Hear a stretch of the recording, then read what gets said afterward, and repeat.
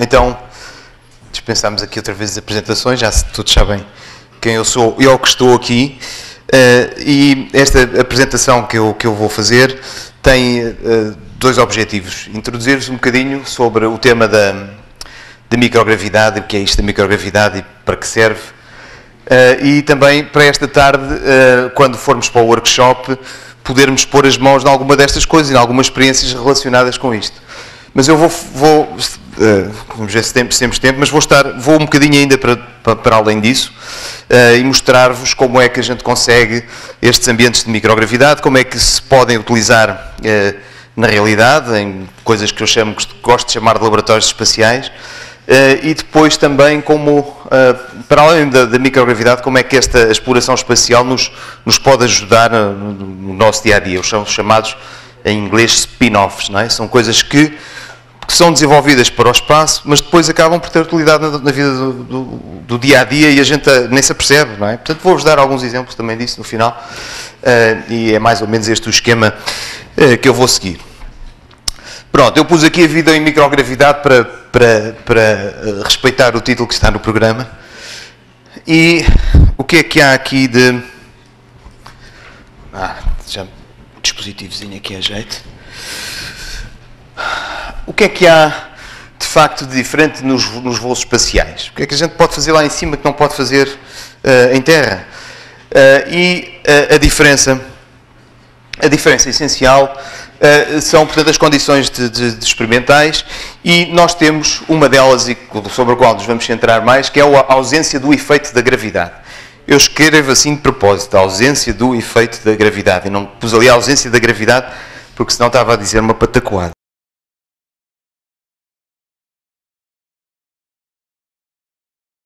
Estar protegidos com o nosso escudozinho, não é? A atmosfera que nos protege, que é tão simpática e que a gente gosta tanto. Estar protegidos com o nosso escudozinho, não é? A atmosfera que nos protege, que é tão simpática e que a gente gosta tanto de estragar, não é? Temos às vezes pouco cuidado. Portanto, a proteção atmosférica e também dos campos magnéticos solares e terrestres deixam, quando estamos no espaço, digamos assim, deixam de nos proteger contra as radiações cósmicas, as temperaturas extremas, as baixas temperaturas, e, portanto, basicamente são estas as diferenças. E para que é que nos servem os voos espaciais? Para além das questões políticas, não é? O Sputnik foi lançado para... Vamos a esta corrida. Mas a corrida é útil, a corrida tem utilidade, não é? A exploração espacial tem alguma utilidade. E, portanto, eu posso, essencialmente, estudar o que é que se passa com os materiais e organismos vivos, fazer ciência mais fundamental, saber o que é que se passa com as leis fundamentais da natureza, naquelas tais condições. Recorrendo para isso aos tais laboratórios espaciais, mas serve também para mais coisas. Uma coisa muito importante que se prende com os satélites, não é? Que hoje beijam completamente as órbitas terrestres, é a observação da Terra, a meteorologia, a sismologia, a oceanografia, todas estas coisas são extremamente importantes. Hoje não podemos viver sem elas. Eu nem pus ali o GPS, não é? Que é outra das coisas que está na berra e que de facto está a mudar também muitas coisas no nosso mundo. Por outro lado, se antes era olhar para dentro, não é? Nós, se nos virarmos ao contrário, olhamos para fora e podemos observar o universo, não é? Prende-se com o que ouvimos falar ontem da astronomia, da astrofísica, portanto, esta é outra das vantagens dos voos espaciais. E por fim, uma outra, que é, no fundo, se calhar o nosso sonho quando lançámos o primeiro balãozinho, ou o primeiro dispositivo, ou quando nos atirámos de uma ravina à espera de voar. O sonho da humanidade, no fundo, está aqui, é viajar, a ir para fora, procurar outros mundos, buscar outros mundos. E prende-se muito hoje com o que é hoje o grande objetivo, não é? Da NASA, das agências espaciais, que são a missão a Marte, por exemplo, que está na berra. Os americanos querem replantar uma base, ou fazer uma base na Lua, que depois sirva para chegar até Marte. Pronto. Nós vamos centrar essencialmente aqui nesta questão da microgravidade. que isto tem 3 botões e eu vejo-me aflito. É muita técnica. E, portanto, o que nós fazemos com a microgravidade é estudar os estados fundamentais da matéria, as forças e os processos que os afetam, digamos, sem a influência da gravidade. Sem a influência, eu gosto de estender isto um bocadinho mais e dizer que é dando à gravidade o estatuto de parâmetro experimental, tal como é a temperatura, como é a pressão, não é? E nós podemos não só usar condições em que a gravidade, a força de atração gravítica não se manifesta, como se manifesta parcialmente. Portanto, nós podemos, digamos, graduar isto. Podemos usar aceleradores, as centrífugas, por exemplo, para criar condições de gravidade superior à gravidade terrestre. Portanto, a gravidade como um parâmetro experimental. E vamos ver depois a seguir, mais um bocadinho adiante, há exemplos do que eu chamaria os fenómenos dependentes da gravidade. É uma variável, há coisas que dependem dessa variável, portanto são os fenómenos dependentes da gravidade. Bom, isto é ideal para ensinar as leis de Newton, a mecânica de Newton, as leis de Newton e portanto, vamos começar até por aí. Toda a gente sabe isto, não é? Que há entre dois corpos uma força de atração que é proporcional ao produto das massas e inversamente proporcional à distância entre esses dois corpos.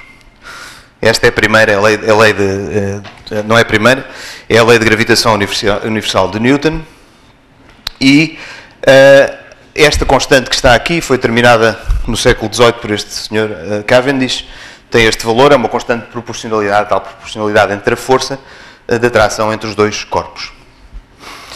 E o Newton pensou, ou idealizou uma experiência que era, não sei se conseguem ver muito bem, ele está ali a pensar num canhão posto para lá no alto de uma montanha e sucessivamente, se eu disparar, não sei se está no slide seguinte, não está, se eu disparar sucessivamente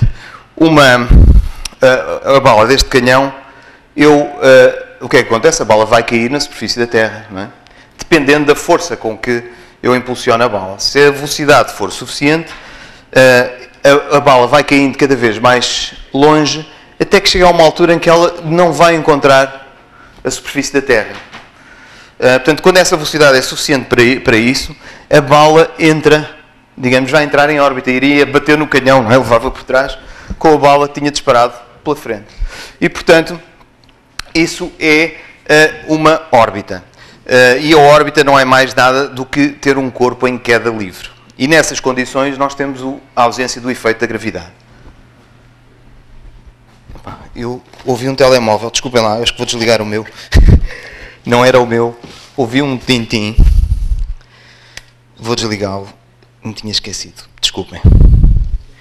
Pronto.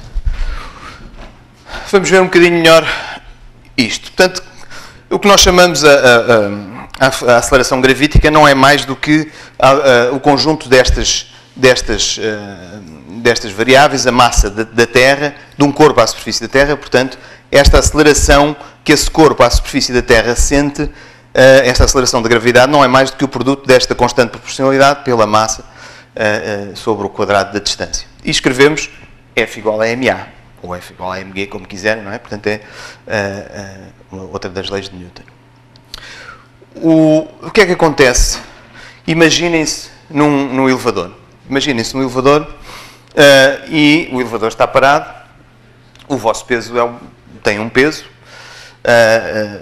F, que é correspondente à força da atração gravítica da Terra, F igual a m vezes g.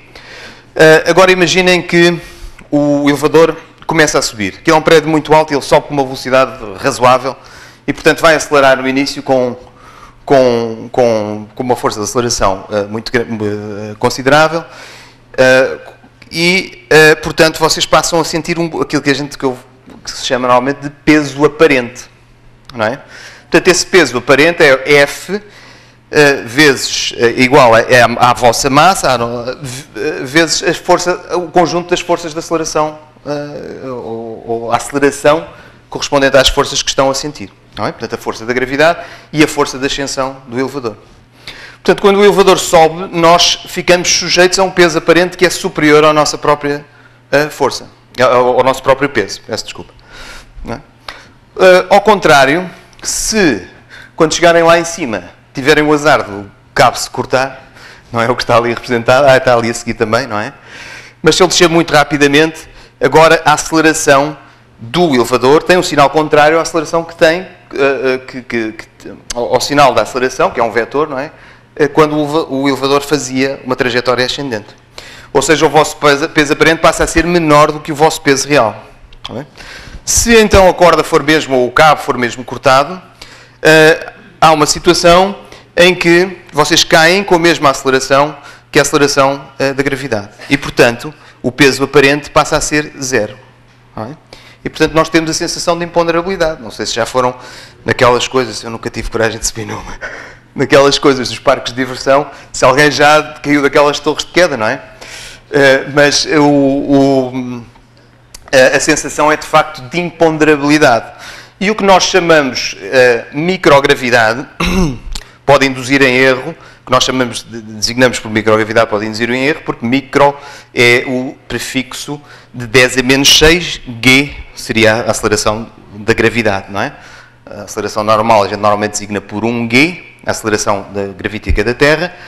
Micro deveria ser então 10 a menos 6G, mas usa-se esta designação geral desde que se consiga uma situação em que o peso aparente seja consideravelmente inferior ao peso, ao nosso peso real.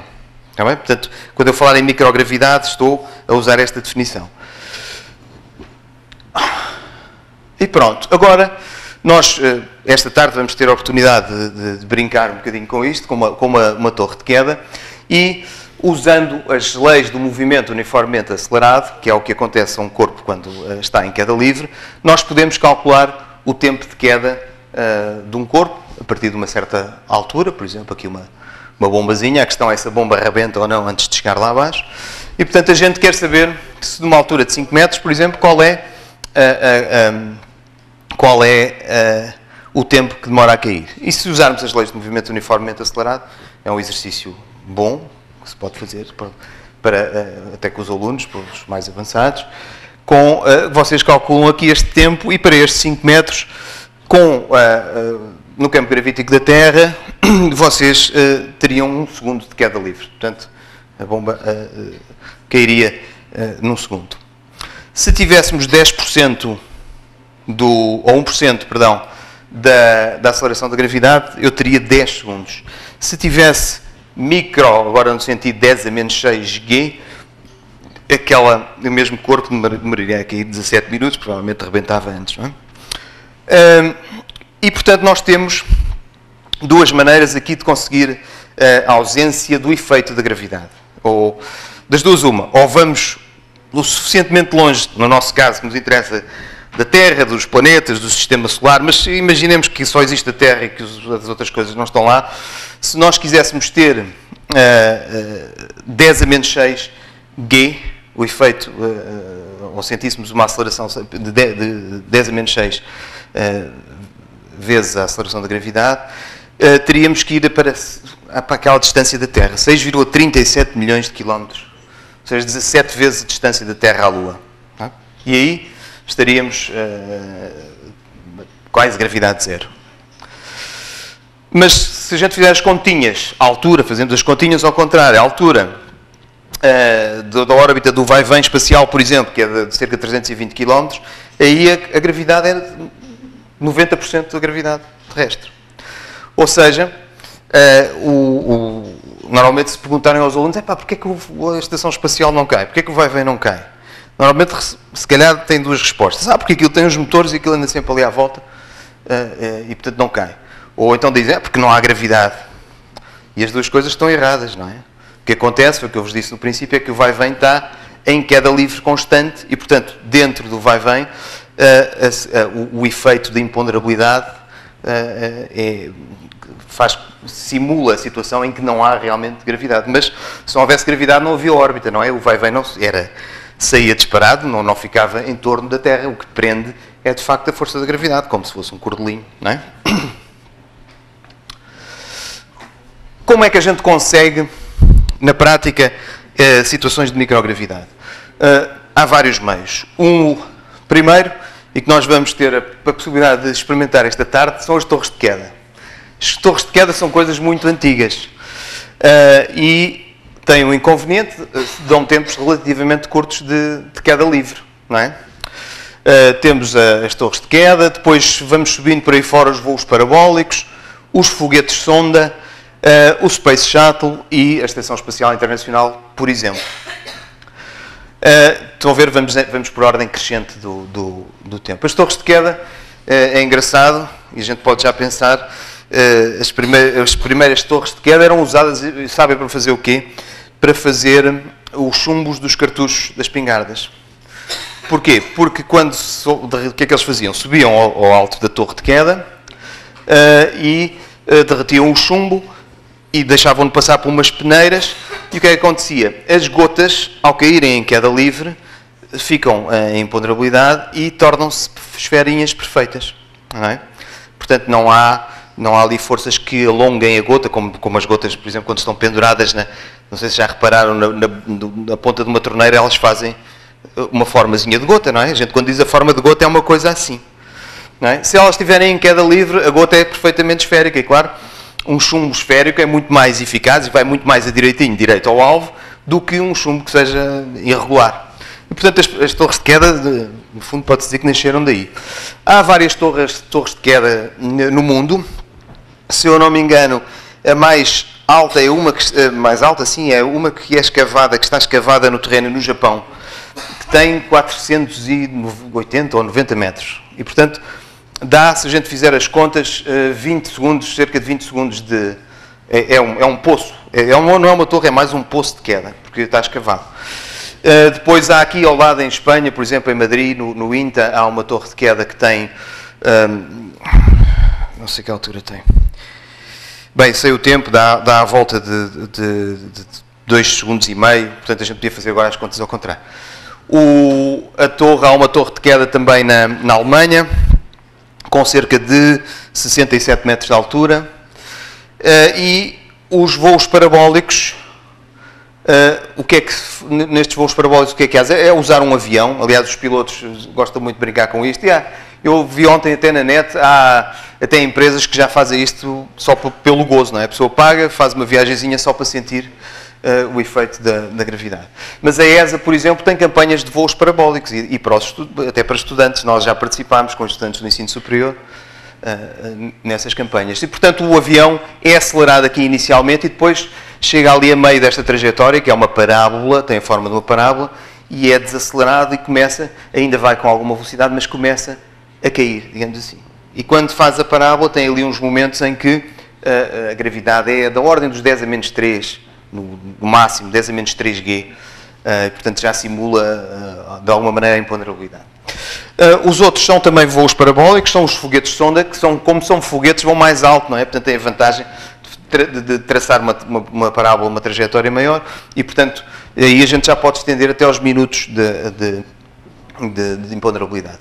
E depois o Space Shuttle, que na órbita pode atingir microgravidade de alta qualidade, dos 10 a menos 6. Depois ali o que há é acelerações residuais, porque de facto os motorzinhos têm que corrigir as órbitas, o próprio movimento dos astronautas lá dentro, ou quando mudamos um equipamento de um lado para o outro, isso tudo produz forças de aceleração residual que, portanto, têm que ser tomadas em conta. E a Estação Espacial, olha, estão lá sempre, até aquilo cair, não é? Que já esteve mais longe, porque infelizmente parece que os americanos não estão... Quer dizer, o intuito inicial da estação era um laboratório espacial, colaboração internacional, mas eles estão mais interessados em outras coisas e, de facto, ir a Marte, enquanto que se calhar a estação for útil para isso, a coisa vai se manter. Isto são centrífugas. É uma centrífuga aqui já não existe o LNEC, não é? Mas é uma centrífuga aqui em Portugal e uma centrífuga na Rússia, em Kaliningrado, com um braço enorme. Isto consegue acelerações da ordem dos 9 ou 10G, salvo erro. Portanto, para verem que a gente pode também ir para o outro lado e usar a gravidade como um parâmetro experimental. Isto são aqui alguns exemplos em boneco, as tais torres de queda que eu vos falei em Madrid. Esta é a torre na Alemanha do Desarme. E este digamos, é o carrinho, o dispositivo de queda, o payload. Não sei como é que é, o transporte da carga, não é? Que cai ao longo da torre. E depois tem um sistema de amortecimento, tem até um cone para ser a aerodinâmica ser mais eficaz, haver pouco atrito, e tem depois o amortecimento, vocês vamos ver que depois amortecemos a queda do nosso payload, senão aquilo é capaz de danificar um bocado. Cá está o exemplo de um voo parabólico, e aqui dentro as pessoas no Airbus aqui ainda não estão propriamente suspensas, porque estão aqui no avião, estão a preparar, estão na fase de preparação das experiências. Esta foi uma plataforma lançada pela ESA que levou, já não está em órbita, que procedia de facto a algumas experiências relacionadas em ambiente de microgravidade. Portanto, esta plataforma será uma coisa semelhante à estação, também era um veículo orbital. Mas estas são as duas principais, a Estação Espacial Internacional e o vai-vem espacial dos laboratórios espaciais. Mas a história vem de longe, já que estamos a falar de história dos 50 anos e não sei o quê. A história digamos, de laboratórios espaciais monta aqui ao início da década de 70 com as estações Salyut. Eu não tenho nenhuma fotografia, mas tenho aqui era uma coisa semelhante a isto, era um cilindro, não é? Com aquelas dimensões, para terem uma ideia. E desde aqui morreram uns quantos, houve problemas com os Salyut de reentrada, no lançamento também, enfim, não se sabia na altura, mas morreram, houve de facto houve algumas baixas aqui para a parte dos russos. Mas eles também aqui começaram antes, suplantaram e faziam experiências de fisiologia humana, portanto eram tripuladas, não é? Suplantaram os americanos, que em 73 lançam o Skylab. O Skylab é o Saturno V, toda a gente tem a ideia do que é o foguetão Saturno V, do programa Apollo. Era um segmento do Saturno V que funcionava como estação. E aqui vocês veem, isto teve 6 anos em órbita, não é? Acabou por cair lá para os lados da Austrália, no Pacífico.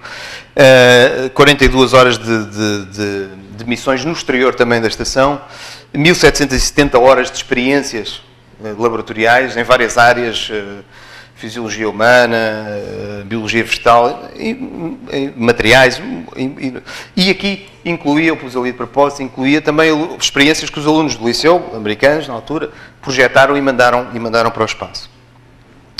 Depois a Mir, mais recente, ainda esteve mais tempo do que o que era esperado em órbita, desde 86 até 2001, despenhou-se, depois foi descontinuada.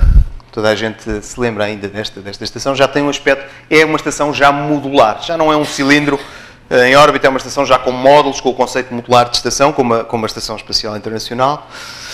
Passaram bastantes pessoas por ela. Aqui, cá está, isto é uma cosmonauta a fazer uma experiência de biologia vegetal, uma atividade também extraveicular, uma EVA, com uma imagem lindíssima sobre a Terra.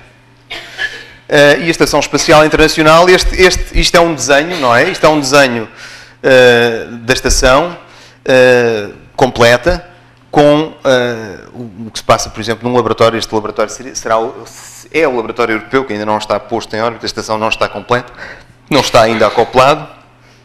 Isto são imagens reais do que se passa na estação. É uma das tripulações das inúmeras que já passaram pela estação. E o Space Shuttle, também sempre há imensas fotografias lindíssimas sobre estas. E no Space Shuttle vocês veem estes dois módulozinhos, é o Space Hub. São módulos que, em alguns voos, agora o Space Shuttle é mais usado como navio de carga, não é?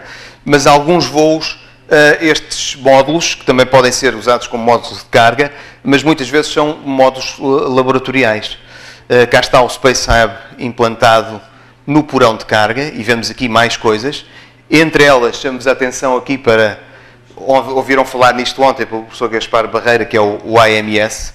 Portanto, isto é a emissão que carregou também o espectrómetro de antimatéria, ou Alpha Magnetic Spectrometer, e simultaneamente levava um laboratório a bordo, um módulozinho, que a gente pode ter ideia como é por dentro, aqui na montagem. Portanto, aquele módulo que viram, aqui está aberto, não são os astronautas, são os operários ou os técnicos que estão a montar o Space Hub. Estão a ver que tem uma série de racks, aqui por baixo as utilities, como eles chamam, portanto as utilidades, a energia, os módulos de tratamento do ar, de filtração da água, a energia para as experiências, e nestes racks são montados, aqui são racks de carga. Estes que estão aqui lateralmente são racks onde depois podem ser montadas as experiências, tal como se faz na Estação Espacial Internacional, que tem também módulos semelhantes a estes. Então, nestes laboratórios, nós podemos fazer, eu estenderia também aos outros mais acessíveis, como as torres de quedas ou os parabólicos, mas podemos estudar vários fenómenos que são dependentes da gravidade. Eu vou só dar exemplo de alguns. E, por exemplo, vou começar aqui pela área da biotecnologia. E vemos aqui como é muito importante nós determinarmos, por exemplo, a estrutura de proteínas, de vírus, não é o exemplo que está aqui, ou de medicamentos, porque nós, se conhecermos essa estrutura, podemos desenhar medicamentos. Eu vou ser rápido nisto, não vou estar com grandes detalhes, mas podemos desenhar medicamentos que possam, por exemplo, bloquear a ação de um vírus. E o vírus tem lá determinadas proteínas, tem centros ativos, que são os mauzinhos, não é? Que causam o transtorno. Se nós conseguirmos bloquear, por exemplo, esses centros ativos, podemos inibir a ação do vírus. Mas para isso temos que conhecer a estrutura, aquela estrutura, pelo menos a estrutura da proteína na zona ativa. Se conhecermos essa estrutura, podemos desenhar um medicamento, por exemplo, que bloqueie, de facto, esse centro ativo. Mas para isso precisamos determinar a estrutura, esse é o grande problema. E para isso precisamos de cristalizar, normalmente de ter no estado sólido as proteínas do vírus, ou pode ser ao contrário também, ter o próprio princípio ativo ou medicamento cristalizado. Tendo o cristal, o que se faz é passar radiação de raio-x e obter um padrão de dispersão, que são estes pontinhos que estão aqui, com zonas de interferência, zonas onde chega a luz, outras zonas onde não chega a luz. E, a partir destes padrões de difração, nós podemos inferir a posição dos átomos das moléculas e, portanto, chegar à estrutura das moléculas. Mas, para isso, temos que ter os cristais. E a grande... Bom, agora a coisa evoluiu um bocadinho, porque também há a difração de neutrões, que é feita em terra, nos sincrotrões, e que permite também determinar com grande resolução a estrutura. E não precisa de cristais tão perfeitos e tão grandes. Mas esta era uma das... Para usarmos a difração de raio-x, de facto, precisamos de cristais com qualidade suficiente para obtermos o padrão de difração. E aqui o que vocês veem é, portanto, a diferença, neste caso é um cristal de insulina humana, obtidos em microgravidade e na Terra, num laboratório sobre a força da atração da gravidade, com a força da atração gravítica da Terra. E estão a ver a diferença, não é? Portanto, estes cristais são maiores, e não é só serem maiores, são cristais mais perfeitos, ou seja, são monocristais e não entidades policristalinas que acabam por tornar aleatório aquele padrão, não é? Se os cristais estiverem orientados de maneira diferente, na mesma estrutura cristalina, eles têm portanto, não conseguem discriminar ou não conseguem obter um padrão de interferência correspondente a uma dada orientação cristalina apenas. Pronto, isto foi o que eu disse. Aqui está algum exemplo. Por exemplo, foi a doença de Chagas, que é muito comum, por exemplo, na América do Sul. O que vocês têm aqui é exatamente o modelo gerado por computador desse cristal, que é essencial no metabolismo. Se nós conseguirmos inibir esta proteína do parasita, a sua ação provocando a doença também desaparece. Outra, vamos lá ver se a gente consegue fazer isto hoje à tarde, é a combustão. Na combustão, o exemplo que está aqui é uma velazinha a arder. Sob a gravidade zero, nós temos fenómenos de convecção que fazem com que os produtos da combustão da vela sejam, ao estarem quentes, sejam, por efeito da convecção, arrastados para cima, ainda cima, baixo e cima, não é? Portanto, são arrastados e distorcem, digamos assim, a forma da chama, não é? Arrastando também alguma fuligem que lhe dá esta cor amarela e também impedindo que o oxigênio torne a combustão mais eficiente nesta zona mais amarela. Em microgravidade, o que acontece é que deixa de haver convecção, porque não interessa que as densidades sejam diferentes devido à diferença de temperaturas, portanto, não há cima e baixo, e, portanto, a chama passa a ter uma forma perfeitamente esférica e muito mais azulinha, porque a combustão é mais eficiente. Portanto, isto tem algumas aplicações, por exemplo, estão aqui descritas: melhorar a segurança de combate a incêndios nas naves espaciais, conduzir a métodos de redução de poluição em terra, porque pode-se compreender melhor o fenómeno de formação do negro de fumo, reduzir o risco de explosão, melhorar os processos de síntese por combustão. Portanto, há várias aplicações há várias vantagens pelo facto de nós podermos estudar a combustão numa vela sem o efeito da convecção. Na parte dos materiais, há aqui vários exemplos. As ligas metálicas são obtidas por fundição e aqui vocês têm, por exemplo, estas ligas que são usadas na indústria aeroespacial e automóvel, que são ligas de alumínio e índio, por exemplo, e estão a ver que a distribuição destas ligas em microgravidade é muito mais uniforme. Portanto, nós podemos utilizar ligas de melhor qualidade em microgravidade porque têm distribuição mais uniforme. E isto é o que se passa, por exemplo, nas interfaces de solidificação dessas ligas, e formam estas estruturas dentadas que são as dendrites, e o seu comportamento também é totalmente diferente. Ao verem 1G, são outra vez os efeitos de convecção que fazem com que o transporte, digamos assim, isto é uma fronteira de cristalização, que forma-se um cristal, e portanto o transporte não é uniforme de um lado e do outro. O transporte de material de chegar à interface e que vai solidificar naquela interface não é uniforme de um lado e de outro. Em microgravidade as faces são indiferentes e, portanto, estes cristais têm propriedades diferentes, têm estruturas diferentes e, portanto, essa microestrutura também confere propriedades diferentes depois aos materiais. Há aqui vários exemplos. Isto, por exemplo, são as microesferas de poliestireno, que se obtêm muito mais uniformes em microgravidade do que em 1G. Não pus aqui qual delas era, mas vê-se. E isto é, por exemplo, um semicondutor. Os semicondutores têm as propriedades úteis devido à existência de imperfeições, não é? Portanto, são dopados, e estas imperfeições estão aqui representadas, se quiserem, a branco, no semicondutor. E em microgravidade, este segmento aqui de cima, estão a ver que a uniformidade é muito melhor do que em gravidade, em 1G, portanto, na gravidade terrestre.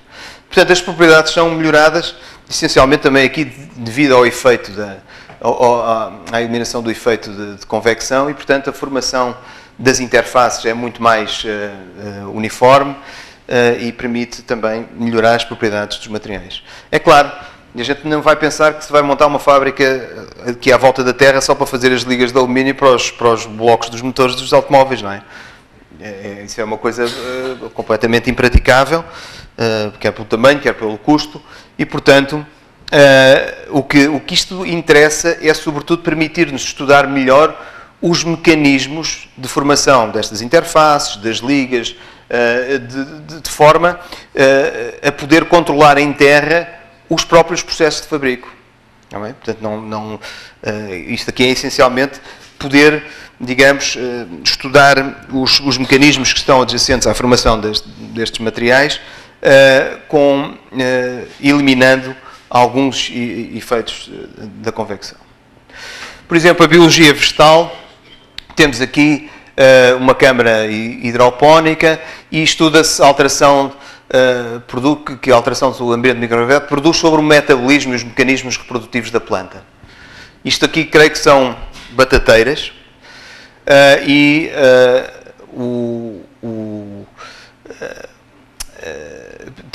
nota-se que há algumas,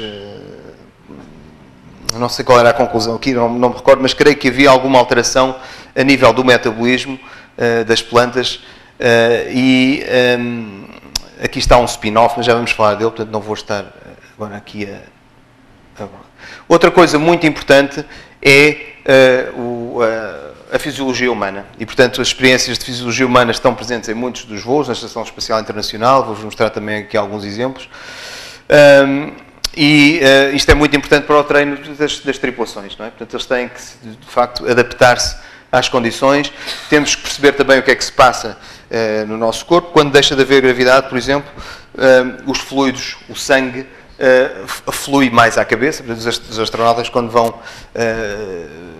estão em órbita, ficam normalmente inchados, a parte de cima, todas aquelas... portanto, porquê? Porque o coração está habituado a bombar, não é? Tendo atenção a coluna hidrostática, a diferença de pressão, não é? Entre os nossos pés e a nossa cabeça.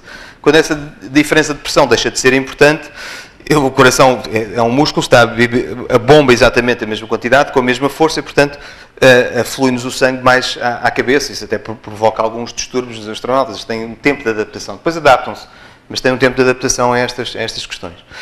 Da maneira como a gente mexe os membros, toda a gente já fez aquela experiência, não é? De encostar o braço à parede e depois afastar-se e o braço sobe sozinho, não é?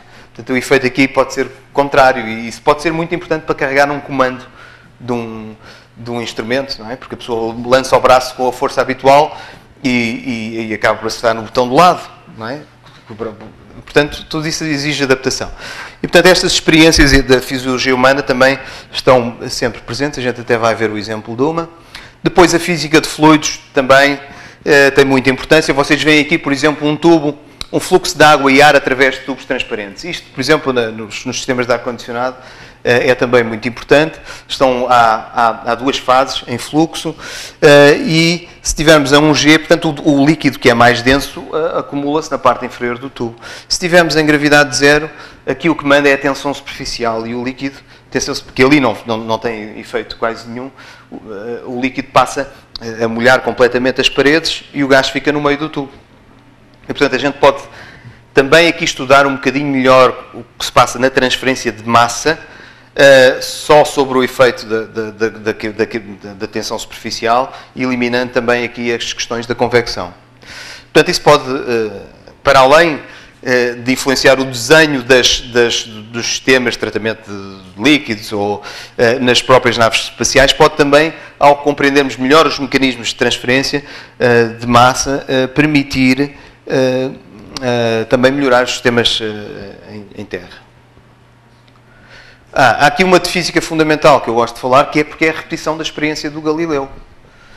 A experiência do Galileu, estou aqui na linda Torre de Pisa, que também foi ontem aqui trazida, na Praça dos Milagres, foi lançar duas esferas de densidades diferentes e também tamanhos diferentes e ver que as duas levam exatamente, são aceleradas da mesma maneira e levam exatamente o mesmo tempo a chegar ao solo.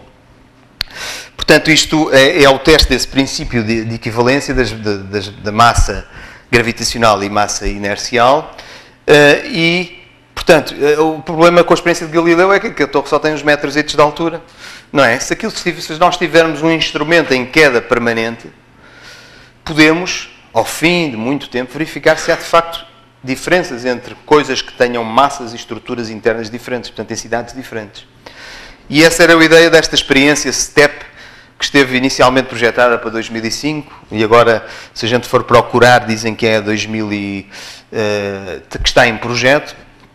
O STEP portanto, é um conjunto de vários corpos, massas que estão com uma dada geometria, com eixos de referência. Eles não estão assim em órbita livres, eles estão encapsulados. Está aqui a cápsula, não se vê com muito detalhe, mas também não interessa, é só porque eles vão encapsulados, porque apesar de estarem em órbita ainda há algumas forças de atrito. Portanto, e também a radiação cósmica, há pequenas partículas, meteoritos, e portanto esta carapaça, digamos, protegeria o núcleo da experiência dessas influências. E reparem que isto tem uma sensibilidade que é 10 a menos 18, portanto eu posso medir deslocamentos na ordem dos 10 a menos 18 do metro. Portanto, 1 milhão de vezes melhor que as medidas que eu posso fazer na Terra. Há agora duas experiências novas, que é uma francesa e outra italiana. A francesa dizem que vai em 2010, mas eu já não acredito nisso, dizem sempre tanta coisa, depois nunca comprei as datas, mas pronto. São duas experiências mais simples, não é uma coisa tão complicada como o STEP, mas aqui o que eu quero é, de facto, é uma experiência de física fundamental. Provar que o princípio da equivalência de massas, que até é fundamental na teoria da relatividade do Einstein, de facto se verifica. Fui para trás. Então vamos ver só aqui dois exemplos. Eu gosto de os trazer. Este foi o STS-107. Foi a missão que caiu na reentrada, não é? O que explodiu na reentrada. Eles perderam a vida, mas fizeram algumas experiências e estas imagens que eu vou mostrar a seguir são dessas experiências. Aqui ia também, eu vou já mostrar.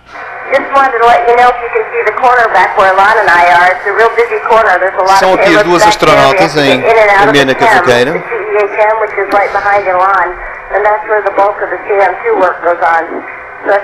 Uma delas vai efetuar uma experiência de fisiologia humana, portanto tem um aparelho que mede a oxigenação pulmonar. Ela daqui a bocadinho vai se sentar nesse instrumento, e esse instrumento foi desenhado por aquele português que está na Bélgica, que já tem vindo aqui algumas vezes, o Manuel Paiva. E é claro que o equipamento perdeu-se, isso ainda era ao menos, não é? Também se perderam as pessoas, mas os dados conseguiram ser mandados por telemetria para a Terra, e portanto os dados das experiências que ele fez de fisiologia humana neste voo, penso eu que foram ainda aproveitados, por acaso nunca perguntei isso, mas chegaram à Terra. Cá está. Ela está sentada, tem ali uma espécie de uma bicicleta, vai fazer o esforço e vai ligar-se ao aparelho para fazer uma experiência de fisiologia humana. Portanto, experiência do sistema respiratório, como é que se comporta em ambientes de microgravidade.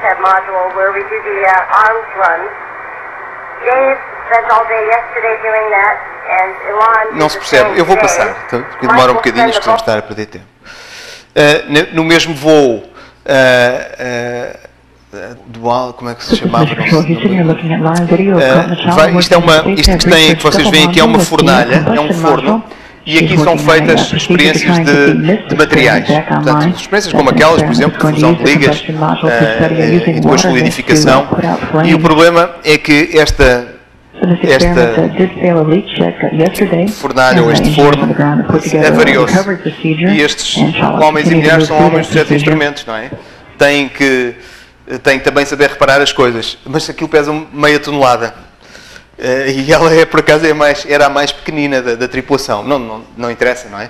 Vão ver a facilidade como ela vai desencaixar a fornalha, vai dar a volta àquela meia tonelada, para depois poder trabalhar na parte de trás do forno e reparar a avaria para poderem continuar com as experiências. Isto tem aqui vários equipamentos, resistências, as partes de aquecimento, e aqui terá a parte de controle eletrónico que ela vai reparar. Pronto, virou aquilo nas calmas, não é? Meia tonelada. Era bom que a gente pudesse fazer isso às vezes aqui. As formigas podem. As formigas carregam não sei quantas vezes o peso dela, uns 50 vezes.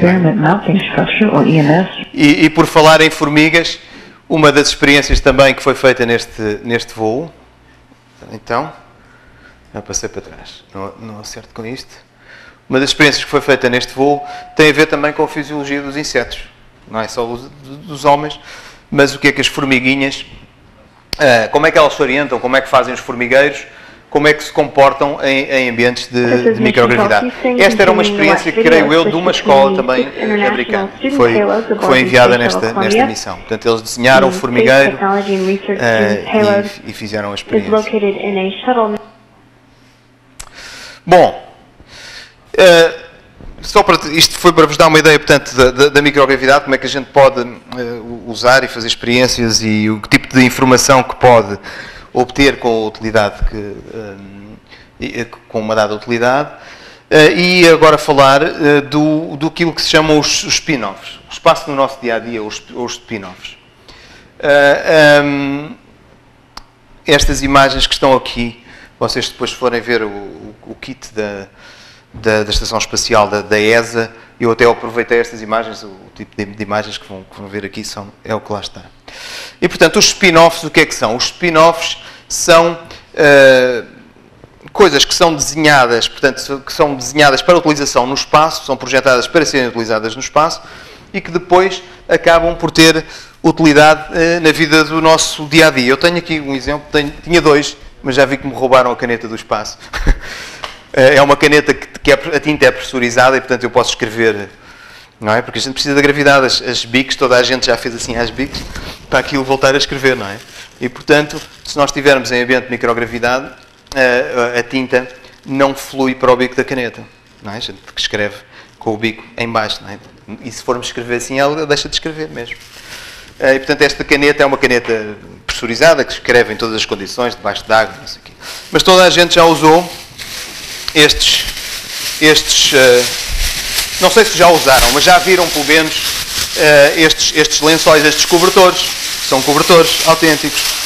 E isto também vos faz lembrar alguma coisa, a cobertura, sei lá, de alguns satélites ou de alguns veículos espaciais, não é? Ou daqueles rovers, não é? Portanto, isto serve, é uma folhinha, é um plástico com uma camada de metal, alumínio ou, em alguns casos, até ouro, mas este não creio que seja, que é depositado por uma tecnologia que deposita uma camada finíssima sobre a folha de plástico, também é ultra fina, portanto são filmes finíssimos, deposição por eletrodeposição de vapor, e isto faz o efeito de uma manta. Os paramédicos usam muito isto para tapar os que já foram também, já não adianta muito, mas a malta que está em más condições fica agasalhado com isto, porque impede a reflexão ou a perda de calor por radiação, não é?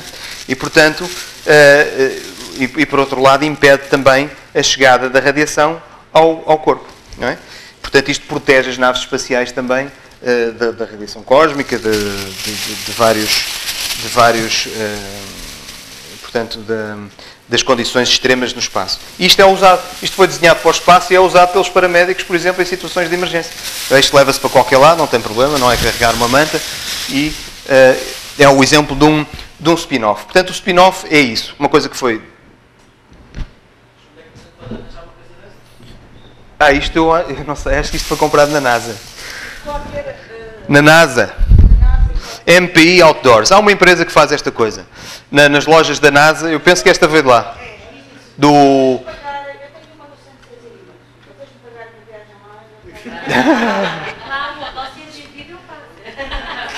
Não, isto até, algum que tenha mais propensão para o negócio pode pensar em importar estas coisas. Não é? Falam com estes tipos da MPI e pronto, e representam-nos e vendem isto cá. Portanto, eu usei aqui a ISS. É um kit que vocês vão poder também falar hoje à tarde, e ia sublinhar aqui duas coisas em relação aos spin-offs. O espaço faz parte das nossas vidas e uma das coisas é através destes spin-offs, exatamente, e de certa maneira representa o nosso futuro. Isto é a conversa que está lá no kit da ISS, não é exatamente minha, mas eu resolvi apresentar. E aqui está um quadrinho que até foi a Adelina que já me trouxe há muito tempo e que traduz aqui a influência do espaço nas coisas que nós usamos todos os dias. Está bem? Tem muitas coisas, eu nem vou dizer todas, mas podem vocês ler daí. Por exemplo, os satélites meteorológicos, a influência que têm, os materiais, os lubrificantes, o vestuário protetor, que foi o exemplo que eu vos disse, por exemplo, neste caso, o monitor cardíaco, os termómetros de infravermelhos, portanto, são tudo coisas que foram... as comunicações também são muito desenvolvidas, porque são desenvolvidas para as distâncias, não é? Que existem que são necessárias para comunicar e para fazer telemetria entre os veículos espaciais e a Terra. E, portanto, em todos os sítios nós temos exemplos para o tratamento de imagens, por exemplo. Vamos ver alguns exemplos com mais detalhe. Eu chamava isto do espaço para casa. E uma delas é o código de barras. Está em todo lado e a gente sabe. Isto foi desenvolvido inicialmente para catalogar as milhares e milhares de peças que as naves espaciais ou que os veículos espaciais tinham. É claro que isto generalizou-se rapidamente. É tão útil, que cada produtinho diferente tem o seu código de barras diferente. Portanto, é uma das coisas que a gente nunca tinha... Não pensa nisso, não é? Outro exemplo, por exemplo, os úteis Black & Decker sem fio. Não é? Eles perfuraram os astronautas a superfície da Lua a 3 metros de profundidade para colher amostras. E acho que estes berbequins, segundo li, foram desenvolvidos pela Black & Decker para este efeito. E depois, essa tecnologia esteve na base das ferramentas sem fios, que são usadas, as chaves de parafuso, os berbequins, todas essas coisas que têm autonomia, usufruíram desse desenvolvimento. Os filtros de água. Os filtros de água que são usados para purificar a água, as águas domésticas,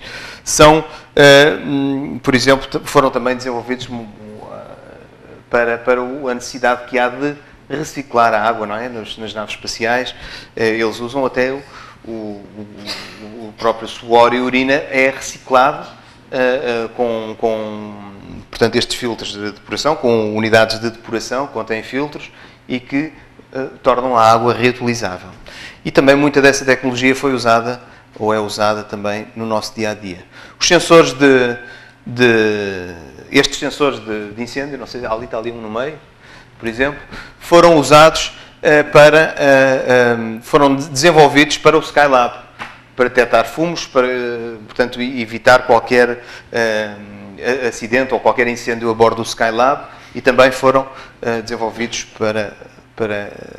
depois para utilizar nas nossas casas. As bolas de golfe, por exemplo, são talhadas, estão a ver a evolução das bolas de golfe, eu acho este exemplo muito engraçado, elas foram sendo aperfeiçoadas e usam o mesmo tipo de distribuição de colmeia, não é? De abelha, que existe no exterior do Space Shuttle. Ao tornarem a bola mais simétrica e uniforme, a superfície mais simétrica e uniforme, a trajetória também mais eficaz da bola de golfe. Portanto, se eu apontar lá para o buraco atrás, e se perceber alguma coisa de golfe, vou lá muito mais perto com esta bolinha moderna do que com as bolas primitivas, que eram feitas não sei de quê, e cozidas assim um bocado artesanalmente, não é? E, portanto, esta tecnologia também de tratamento das superfícies também é utilizada no nosso dia-a-dia. Para o hospital, por exemplo, o termómetro de infravermelhos, não é? É baseado na tecnologia que permite determinar a temperatura das estrelas através da radiação infravermelha. O tratamento de imagens, ainda vem o forceps, que tem duas coisas. O material é um material compósito, que é utilizado em naves espaciais. Portanto, tem ao mesmo tempo,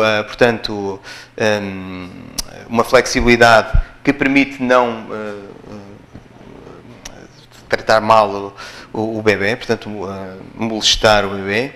E tem ao mesmo tempo implantadas fibras ópticas aqui dentro, que permitem medir, ao serem distorcidas, a luz que passa através delas também é alterada e, portanto, permitem medir exatamente a pressão que o obstetra está a fazer sobre o bebê e, portanto, também modificar ou não magoar.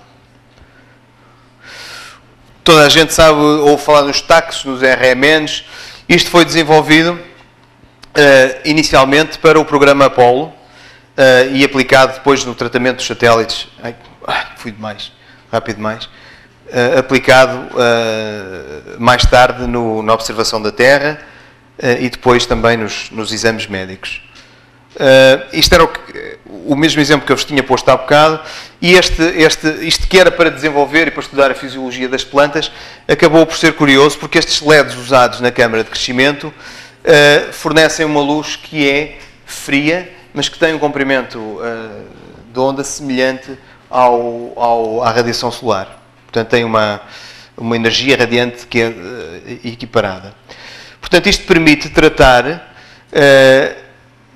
como eliminar, isto é um spin-off depois na medicina, porque há tumores cerebrais que estão em zonas muito sensíveis e, portanto, a intervenção cirúrgica é altamente arriscada e portanto, não é aconselhável, mas podemos, fazendo chegar ao tecido cerebral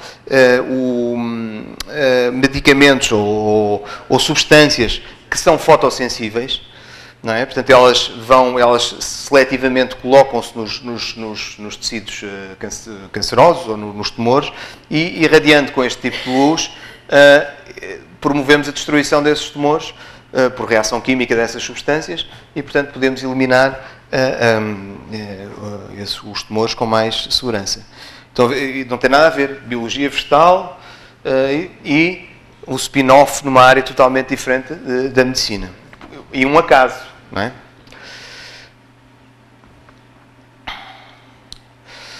E, de uma maneira geral, também para o mundo, já relacionado com aspectos da microgravidade e não só, por exemplo, a questão de como é que a gente pode fazer, o Sol é uma coisa tão preciosa e agora ainda por cima com as questões dos biocombustíveis, como é que a gente pode crescer plantas onde não haja terra, não é? Portanto, são as câmaras ou são as esculturas hidropónicas e isto, portanto, permite quer almejar as tais viagens extra, não é, para outros mundos, como também, se calhar, aumentar a capacidade produtiva na Terra. Pescar em órbita, não é? Portanto, os satélites permitem hoje localizar cardumes, preservar a vida animal, prospectar petróleo e minério, por exemplo, portanto, da órbita terrestre. E ainda, uma das coisas muito importantes, a telemedicina. Não é? É claro que os astronautas são, de facto, homens do setor ofícios e eles, pequenas coisas até de saúde, conseguem resolver. Mas se for uma coisa mais complicada, não é? Imaginem que na ISS há um que lhe dá uma apendicite aguda e tem que fazer uma operação que já é relativamente arriscada. E, portanto, ele pode, imaginem que na Terra um médico pode envergar um capacete e umas luvas com a realidade virtual, portanto, visualizar o corpo do astronauta e fazer a própria operação através de telemetria a bordo da ISS. Isto também pode ser importante em zonas menos desenvolvidas, onde as pessoas não tenham acesso à medicina do seu desenvolvimento máximo, não é? Portanto, pode-se também melhorar a qualidade de vida nas pessoas. Portanto, um especialista pode tratar de um doente que está a milhares de quilómetros de distância.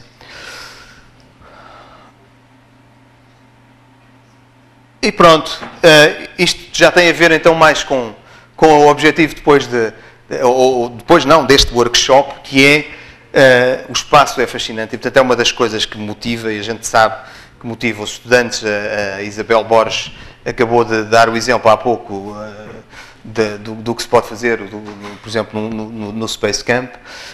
E os assuntos, de facto, creio que não é muito difícil arranjar assuntos relativos ao espaço, mesmo nos currículos, integrar esta temática nos currículos. O que tem aqui é Isto já não é um desenho. Eu gosto de mostrar esta fotografia, para já, porque é muito bonita. É uma fotografia tirada da Estação Espacial Internacional. Deve ter 2 anos, mas o aspecto dela atualmente é o mesmo. Isto é uma fotografia real da Estação Espacial Internacional. Tem aqui as características. Quem é que diz? O José Marques saiu, não saiu? Ontem ele teve com alguns de vocês, creio eu, não, com alguns alguém me disse que tinham visto a Estação Espacial passar aqui em frente ao Ciência Viva, ao Centro de Ciência Viva da Amadora. E de facto, neste site, nós podemos, isto é uma das coisas muito fáceis de fazer com os alunos e de observação, porque se pode observar a olho nu. Desculpa? É possível que hoje, aliás, a gente pode ver, mas eu não vou perder tempo, a gente pode fazer isso à tarde, vamos ao site e procuramos ver se há, quando é que ela passa, onde é que passa, a que altura passa, pode-se fazer isso tudo.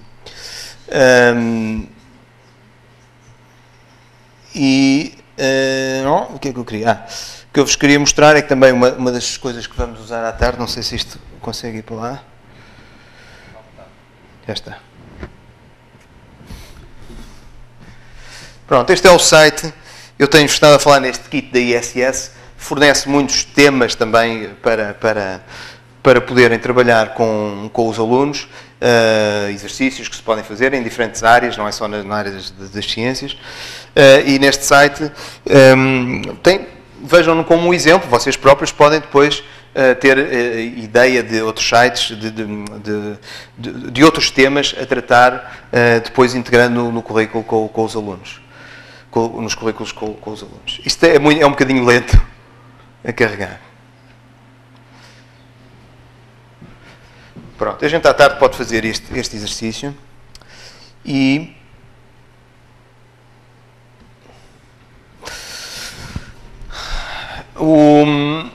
cá está, aqui depois também podiam procurar a ISS, também podem ver o estado atual e ver o que é que são os módulos. Há aqui vários links, mas a gente pode fazer isso logo à tarde, porque já estamos bastante atrasados. Está bem? Portanto, isto é verdade, não é bullshit, como dizem os americanos, não é? Eu gosto de acreditar que isto é verdade, não é? Portanto, são de facto assuntos muito estimulantes e inovadores. É possível adaptá-los aos conteúdos programáticos. Façam por fazer experiências, não é? Como eles fizeram no Space Camp. Estimular, de facto, as gerações futuras sobre a ciência e fomentando a cultura científica. Isto envolve toda a gente. Não sei se tem... Quer dizer, a comunidade educativa não são só os alunos, os professores, são os pais, são as próprias comunidades. Portanto, há imensas coisas que se podem fazer. Por isso é que existem os Centros de Ciências Vivas, não é? Para nos darem também o lançamento, não é? E essa perspectiva de envolvimento de toda a gente. Só para terminar, eu queria... Já tirei daqui. Queria... só alguns projetos. Este é particularmente querido, todos nós, quer dizer, eu, a Adelina, o João, quem é que esteve mais envolvido? Ali a Lucélia, que está ali sentada também, a Lucélia Pombeiro, do INET. Foi um projeto que tinha por base um projeto científico que, infelizmente, também não foi a bom termo. Aliás, ele era para voar no tal voo do Space Shuttle que caiu. Foi adiado por razões operacionais e depois acabou por não ser feito. Mas este funcionou muito bem. Este projeto funcionou durante 2 anos, não foi? Funcionou durante 2 anos, envolveu várias escolas, também mandámos alunos ao Space Camp no Alabama,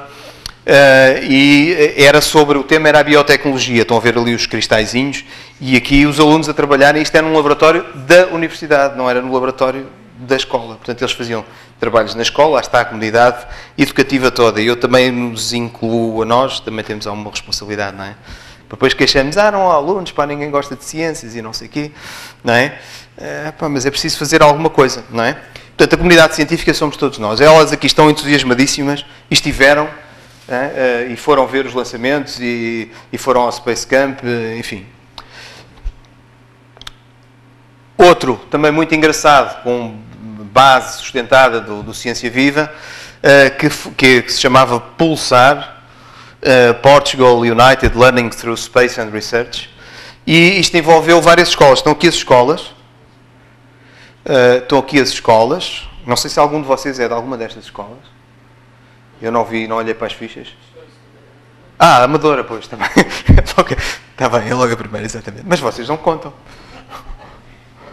Vocês os da Ciência Viva da Amadora. Bom, então, isto envolveu também 2 centros da Faculdade de Ciências, o INET e também, o Célia Pombeiro está aqui, representa o centro, e que decorreu muito bem. O que é que eles faziam? Isto era muito engraçado. Eu até usei os bonecos. Isto fez um concurso, isto foi o emblema da missão. Não é? Foi este que ganhou de uma escola da Figueira da Foz, não é?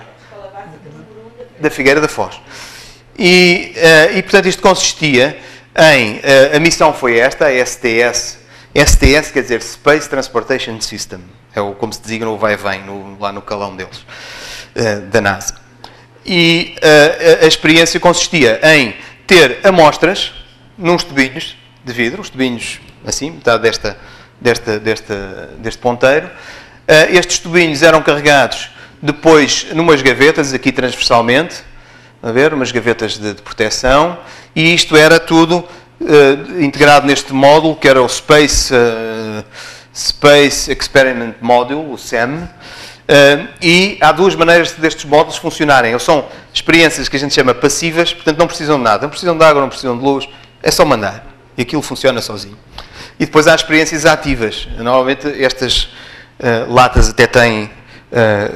esta é, por acaso, que está aqui representada é para uma experiência ativa, tem aqui a parte da energia, e há vários destes módulozinhos que são integrados ali, são gavetas, e eles fazem isto para aproveitar o que se chama os GAS,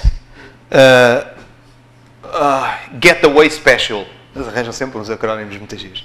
Que chama-se Getaway Special. E é special porquê? Porque eu acho que é por isso que eles chamam special, porque eles aproveitam, portanto aquilo é posto no porão. E no porão aqui.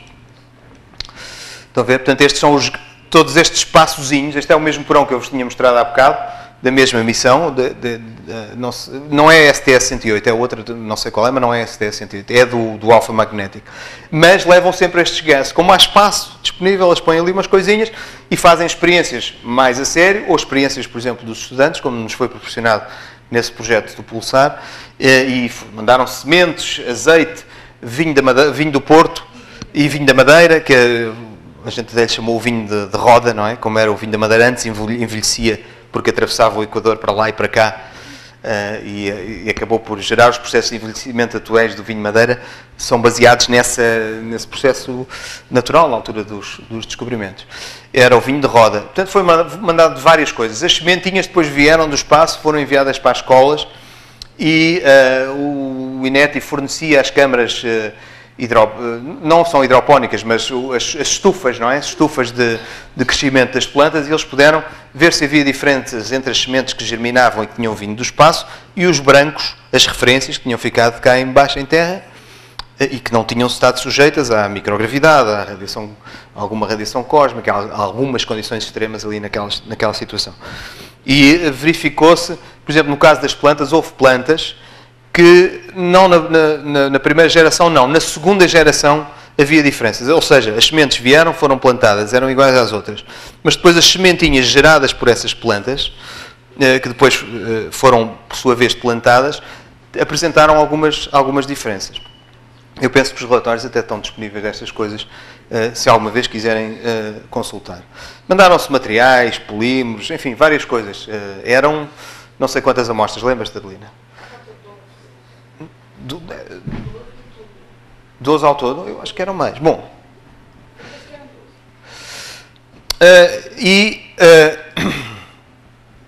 Não posso deixar de referir esta malta. Esta malta já é do ensino superior, mas de qualquer maneira é a educação. Não interessa. Eles vão aprender até ao fim da vida. Portanto, aqui estão as campanhas do voo parabólico. Estes são da Faculdade de Ciências da Universidade do Porto. Eles estão aqui, 2 experiências a sério. Vocês podem nos ver aqui mesmo meio pendurados, não é? Tentarem manter a compostura ao mesmo tempo que fazem as suas experiências. Eram experiências já um bocadinho mais sérias, não é? Portanto, aqui estudavam a dinâmica de transição de fase e a influência da vibração. Portanto, sujeitavam evaporação, ou um líquido que está a evaporar-se a vibrações, e viam como é que isso era, influenciava a transição de fase. E as gotas de mercúrio, também sujeitas a vibração, o que é que acontecia ao comportamento de uma gota de mercúrio, portanto, a tal gotinha perfeita, esférica, mas sujeita a uma onda vibracional, que depois, mas esta tinha mesmo como objetivo estudarem sensores para poderem fazer a detecção de ondas sonoras de um largo espectro de frequências. Portanto, era para desenvolverem detectores. Portanto, já são experiências um bocadinho mais evoluídas. Mas, de qualquer maneira, não quis deixar de vos dar estes exemplos.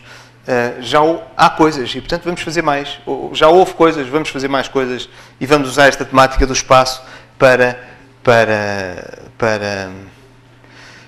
estes, desculpem lá, estes é que são os pioneiros, vou-vos tirar o lugar, Isabel. Estes foram os primeiros a ir... Não tinham sido os primeiros? Não, eu sei. Do ensino básico. Está bem. Estes foram os primeiros do ensino secundário e foram ao Alabama. Porque isto, curiosamente, portanto, foram da Casa Pia, foram os primeiros e depois foram depois para o outro projeto, foram vocês e onde continuar a ir mais, assim se espera. E pronto, eu com esta fotografia, que é muito bonita, não é? Acabo.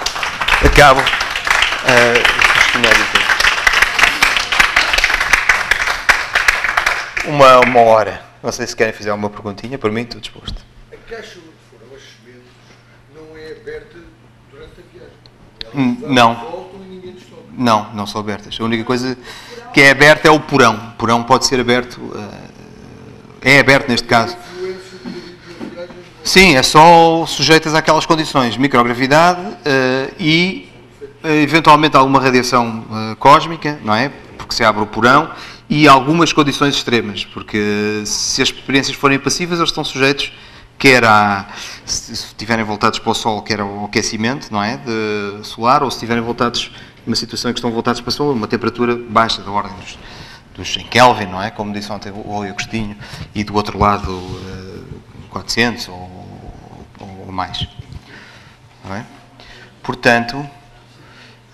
estas eram experiências passivas. As outras que são ativas, a gente aí pode controlar a temperatura, pode controlar algumas condições experimentais.